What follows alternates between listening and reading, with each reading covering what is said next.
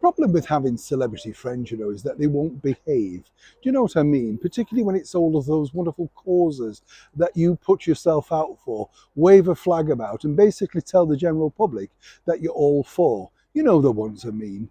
The likes of the climate movement, the climate change, all that sort of stuff.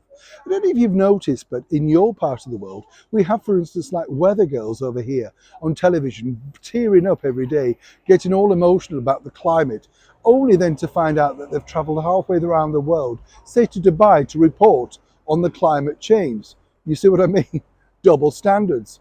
Now, if you're, of course, the ex-royals like Harry and Meghan, they've been very vocal, haven't they, about climate change and being climate activists. In fact, if you think about it, Prince Harry, of course, has got involved in a company of which he partly has shares in or something to do with, I'm not quite sure really, Travelist. And then he made that video, didn't he, all about leaving his carbon footprint and a sweet wrapper, which was supposed to be comedic, and allow everybody to think, oh, wow, Harry's doing his bit for the climate change.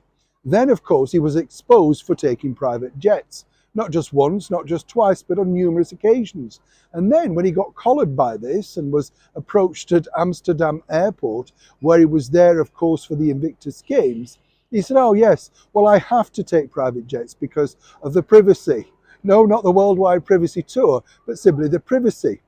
Of course, when you have celebrity friends who also have loaned you their private jets, like his good chum, Sir Elton John, other problems factor in too. You see, while you're banging on about the climate change and the climate footprint, and Prince William and Prince Charles are not alone in this, Sir Elton John has been on his final tour.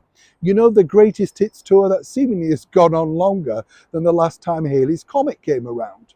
But Elton John has just been, shall we say, called out over here in the United Kingdom because his private jet pulled into Liverpool Airport, John Lennon Airport, earlier this week for one of the concert stops. And what's interesting here again is, you see, the celebrities don't like to advertise this. He was caught coming up and down the stairs. Of course, the other problem that you have with Elton John is his 21-year-old private jet has a bit of a huge moniker on the side and the front, a huge E for Elton. So even if you wanted to keep your climate activism to a minimum, there you are advertising that you are on a private jet.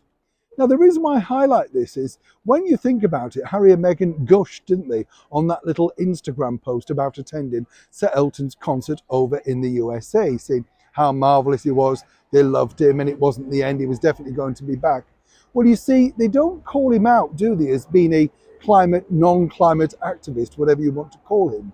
And this is the problem, not just with Harry and Meghan, but with major celebrities.